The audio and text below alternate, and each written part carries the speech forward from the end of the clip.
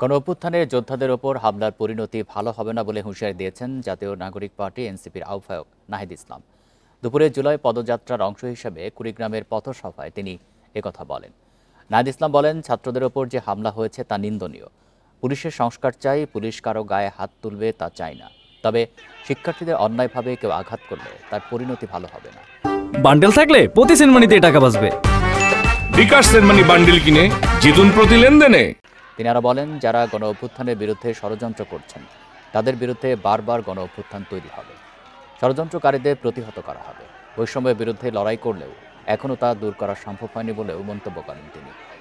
এ সময় জাতীয় নির্বাচনে কুড়িগ্রাম ২ আসনে প্রার্থী হিসেবে ডক্টর আতিক মুজাহিদের নাম ঘোষণা করা হয়। যদি আবারও এই গণঅভ্যুত্থানের অগ্রনায়কদের আমার শিক্ষার্থী ভাই ও বোনদের উপরে নির্মমভাবে অন্যায়ভাবে কেউ হাত তোলে, তাহলে কিন্তু এর ফলাফল